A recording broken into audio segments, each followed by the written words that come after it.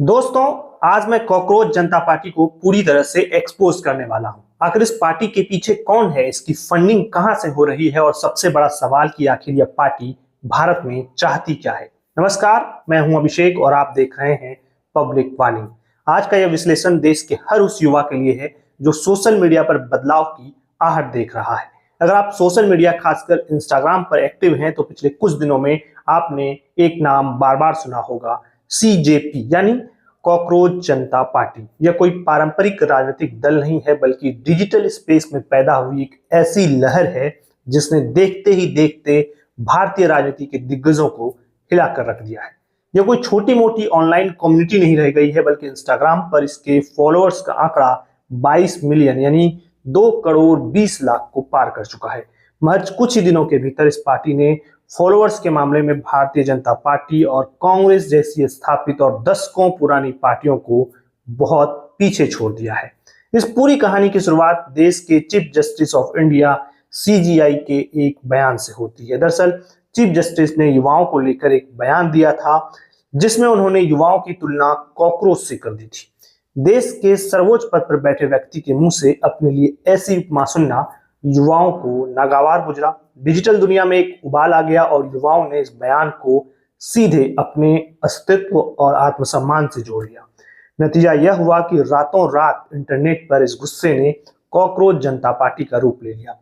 युवाओं के इस अप्रत्याशित जुड़ाव और एकजुटता को भारत में जेनजी क्रांति का नाम दिया जा रहा है। इस ऑनलाइन पार्टी के तेजी से बढ़ने का एक बहुत बड़ा और तात्कालिक कारण बना नीट पेपर लीक का मामला। देश के लाखों युवाओं का भविष्य जब धांधली और पेपर लीक की भेंट चढ़कर अधर में लटका हो तो उनका सब्र टूट गया।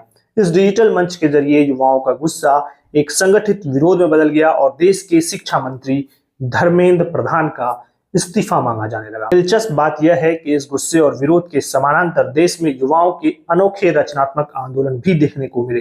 दिल्ली में चीफ जस्टिस के बयान से आहत युवाओं ने विरोध का एक बिल्कुल अलग रास्ता चुना। वो बाकायदा कॉकरोच के वेश में यमुना नदी की सफाई करने निकल गए। यह विशुद्ध रूप से चीफ जस्टिस के बयान के खिलाफ युवाओं का एक प्रतीकात्मक और शांतिपूर्ण जवाब था, लेकिन इसने यह जरूर दिखा दिया कि आज की पीढ़ी व्यवस्था को आईना दिखाने के लिए कितने नए तरीके अपना सकती है। जैसे इस आंदोलन और 22 मिलियन वाले इस पेज ने जोर पकड़ा, वैसे ही इसके पीछे एक गहरी साजिश का नैरेटिव भी बुना जाने लगा। सरकार, समर्थकों और खुफिया एजेंसी की तरफ से यह दावा किया जाने लगा कि इस ऑनलाइन पार्टी के जरिए भारत के जेनजी युवाओं को भड़काया जा रहा है। बताया जा रहा है कि इंटेलिजेंस ब्यूरो की एक गोपनीय रिपोर्ट के बाद सीजेपी के ऑफिशियल एक्स हैंडल को ब्लॉक भी कर दिया गया। हालांकि डिजिटल जनरेशन के युवाओं ने तुरंत दूसरा हैंडल भी खड़ा कर लिया। इसके साथ ही सीजीपी के इंस्टाग्राम अकाउंट को भी हैक करने की खबरें सामने आई।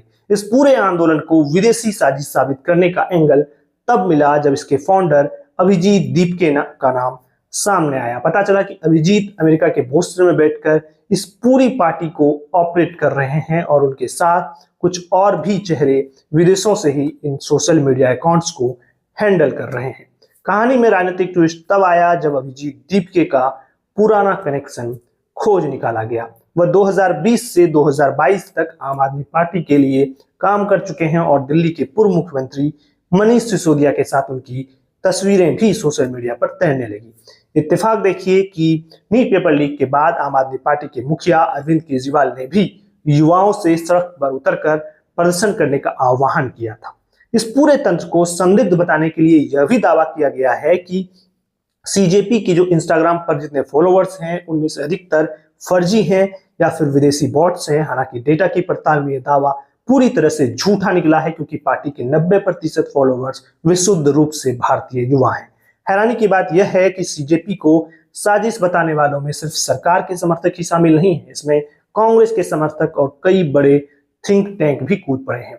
कांग्रेस खेमे का मानना है कि असल में बीजेपी और आरएसएस की ही कोई सोची समझी साजिश है जिसका मकसद नीट पेपर लीक और महंगाई बेरोजगारी पर सरकार के खिलाफ बने असली गुस्से को भटकाकर एक मजाकिया या हल्के आंदोलन में तब्दील करना है।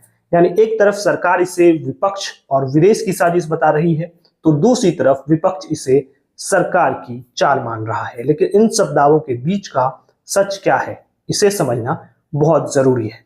हमारे देश में आंदोलनों और विरोधों की आवाज को साजिश या विदेशी हाथ की सबकी निगाह से देखना एक बहुत ही पुराना राजनीतिक ट्रेंड रहा है। मौजूदा बीजेपी सरकार के कार्यकाल में यह ट्रेंड और ज्यादा बढ़ गया, लेकिन यह नया नहीं है। 1970 के दशक का जेपी आंदोलन हो, जिसने इंदिरा गांधी की सत्ता को उखाड़ फेंका था, उसे भी तत्कालीन सरकार ने अमेरिका प्रायोजित और विदेशी साजिश करार दिया था।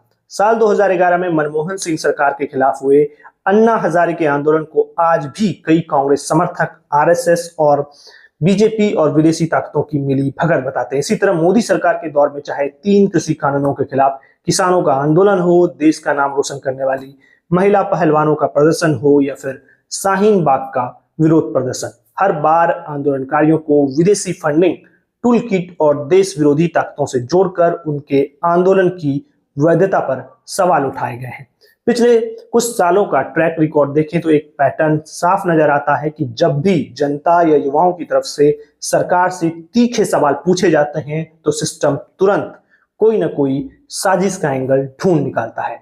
मीडिया में दिन रात बहसें चलती हैं, जांच की बड़ी बड़ी बातें होती है और अंत में यह मुद्दा गायब हो जाता है। याद करिए कोरोना महामारी की पहली लहर का समय, जब देश में अचानक लॉकडाउन लगा और अफरा तफरी का माहौल था। तब जवाबदेही से बचने के लिए पूरे मामले को तबलीगी जमात की साजिश से जोड़ दिया गया। मीडिया में मौलाना साद को सबसे बड़ा विलेन बनाया गया, लेकिन सालों बाद दिल्ली पुलिस ने उन्हें इस मामले में क्लीन चिट दे दी। तब तक सरकार अपनी जवाबदेही से बच चुकी थी। ऐसा ही कुछ तब हुआ जब देश में बालासोर जैसी भयानक रेल दुर्घटनाएं हुई और रेल मंत्रालय के सेफ्टी सिस्टम पर सवाल उठे। तब अचानक मीडिया में ये थ्योरी चलने लगी कि क्या इन हादसों के पीछे पाकिस्तानी खुफिया एजेंसी आईएसआई का हाथ है। जांच बैठाने की बात कही गई। इस पूरे मामले पर पटरी पर बनाने वाले 2-4 लड़कों को पकड़ने के अलावा कोई बड़ी बात कभी भी सामने नहीं आई। इसलिए सवाल उठता है कि क्या रेल मंत्री और सरकार पर सवाल ना उठे, इसीलिए इसे भी एक साजिश का एंगल दे दिया गया था। इसी तरह साल 2025 में प्रयागराज में महाकुंभ के दौरान मौनी अमावस्या के दिन 3 जगहों पर भगदड़ मची और कई मासूमों की जानें गई। यूपी सरकार ने केवल एक जगह हादसे की बात कबूली और मुख्यमंत्री योगी आदित्यनाथ ने इसके पीछे भी साजिश होने की बात कह दी। मीडिया में अगले दिन खबरें चली कि वहां अचानक इतने सारे मोबाइल नंबर एक्टिव थे। आज इस बात को 1 साल से अधिक समय हो गया है, लेकिन उस जांच का क्या हुआ, साजिश करता कौन था, कोई नहीं जानता। इसलिए लगता है कि सरकार की व्यवस्थाओं पर सवाल ना उठे तो साजिश का मुखौटा पहना दिया जाए। इस पूरे विश्लेषण का मतलब यह कतई नहीं है कि भारत के खिलाफ कोई विदेशी साजिश नहीं हो सकती है। वैश्विक राजनीति में भारत को अस्थिर करने की कोशिशें होती रही हैं और उन्हें बेनकाब करना बेहद जरूरी है, लेकिन साजिश के इस डर या बहाने के दम पर आप देश के भीतर लोकतांत्रिक ढंग से उठने वाली हर जायज आवाज को अवैध घोषित नहीं कर सकते। पेपर पर पेपर लीक होते रहे हैं, बेरोजगारी और महंगाई बढ़ती रहे और सरकार यह उम्मीद करे कि कोई कुछ भी ना बोले, तो ऐसा नहीं हो सकता। देश का युवा अपनी जिंदगी और भविष्य को लेकर सवाल पूछेगा। आखिर में मुझे पूरी उम्मीद है कि महात्मा गांधी के इस देश के युवा जब भी अपनी कोई बात रखेंगे, अपनी आवाज उठाएंगे, तो वो पूरी तरह से संवैधानिक दायरे में रहकर ही करेंगे। यह देश लोकतंत्र से चलता है और हमारे युवा हमेशा उसी डेमोक्रेटिक तरीके से मर्यादा में रहकर व्यवस्था से अपना हक मांगेंगे और अपनी चिंताओं को सामने रखेंगे। किसी भी आंदोलन को सिर्फ एक साजिश का नाम देकर खारिज करने के बजाय व्यवस्था को उनके जायज सवालों के जवाब ढूंढने चाहिए। बाकी आप क्या सोचते हैं इस पूरे मामले पर, अपनी राय कमेंट बॉक्स में जरूर रखिए। वीडियो को लाइक कीजिए, शेयर कीजिए। आपका बहुत बहुत धन्यवाद।